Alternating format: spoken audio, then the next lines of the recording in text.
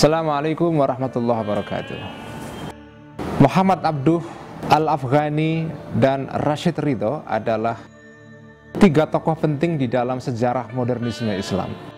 Apa itu modernisme Islam? Modernisme Islam ialah suatu kecenderungan pemikiran yang berkembang di dalam dunia Islam, terutama di Mesir dan sekitarnya pada abad 19 dan awal abad 20. Yang intinya adalah gagasan yang mengupayakan adanya kesesuaian antara Islam dengan dunia modern. Jadi modernisme di sini artinya adalah adjustment atau penyesuaian Islam atau penafsiran Islam yang disesuaikan dengan konteks zaman modern. Dan modern di sini tentu artinya adalah kemodernan yang datang dari barat. Nah, tiga tokoh tadi itu, Al-Afghani, kemudian Muhammad Abduh, dan Rashid Ridho adalah tokoh-tokoh penting di dalam sejarah modernisme awal Islam ini. Nah, modernisme awal Islam ini sebetulnya punya kaitan dengan Rifa'ah, Rafi' at-Tahtawi atau Tahtawi. Tahtawi kita kenal dulu dengan mengenalkan peradaban Prancis terutama kepada pembaca Mesir. Dia menerjemahkan banyak buku mengenai pemikiran hukum, filsafat, engineering, fisika dari bahasa Perancis ke dalam bahasa Arab, dan dia dianggap sebagai bapak kebangkitan atau renaissance pemikiran Arab modern. Nah, dari At-Tahtawi ini ya, yang pernah tinggal 4 tahun di Mesir, lahirlah generasi-generasi berikutnya yang meneruskan semangat Tahtawi. Antara lain Al-Afghani, Abduh, terutama Abduh ya, dan Rashid Ridho.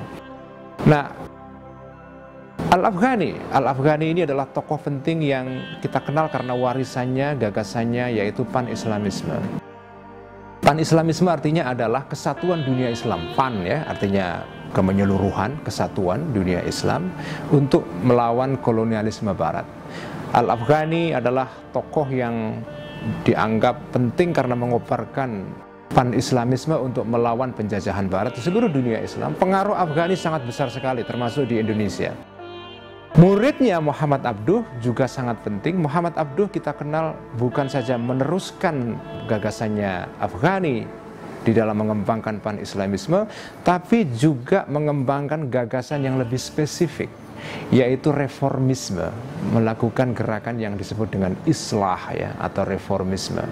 Yang intinya adalah bahwa Islam itu sebagai praktek sosial, sebagai peradaban, sebagai dunia itu mengalami kemerosotan, dan untuk membangkitkan kembali dunia Islam yang merosot itu diperlukan usaha pembaharuan atau islah.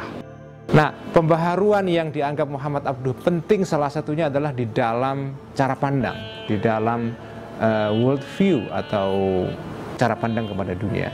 Makanya Abduh dikenal karena berusaha untuk mengkritik beberapa warisan pemahaman Islam tradisional yang dianggap tidak sesuai dengan tantangan modern. Misalnya, Abduh dikenal mengembangkan teologi atau pemikiran teologi yang bersifat rasional. Bahkan beliau dianggap sangat dekat dengan tradisi Mu'tazilah yang rasional. Teologi Abduh bukan teologi yang fatalistik ya, yang manusia adalah makhluk yang seluruh tindakannya sudah ditentukan oleh Tuhan sehingga tidak punya peran apa-apa. Ya sudah, kita tawakal saja. Abduh mengembangkan pemahaman teologi yang lebih optimis. Manusia punya peran. Beliau menulis Risalah At-Tauhid, risalah mengenai Tauhid yang berisi gagasan dia tentang teologi Tauhid yang lebih mengembangkan independensi atau otonomi manusia. Abduh juga menulis buku yang sangat penting, Al-Islam wan Nasraniyah Ma'al Ilmi wal Madaniyah. Ini buku penting sekali. Isinya buku itu menolak tuduhan sebagian orientalis Barat bahwa Islam itu anti modernitas, anti teknologi, anti gagasan modern. Abduh kemudian menolak tuduhan-tuduhan itu dan mengatakan bahwa Islam tidak anti rasionalitas. Islam justru pro pengetahuan, sangat mencintai pengetahuan, mempromosikan pengetahuan. Nah, salah satu ciri khas Abduh yang menarik adalah karena dia masih membawa semangat yang ditinggalkan oleh Tahtawi yang sudah saya sebut sebelumnya, yaitu semangat terbuka terhadap Barat. semangat terbuka kepada pemikiran rasional, teologi Abduh cenderung rasional, semangat yang terbuka terhadap peradaban modern. Bahkan beliau menulis buku khusus tadi itu Al-Islam wa Nasraniyah. Islam bukan agama yang anti modernitas.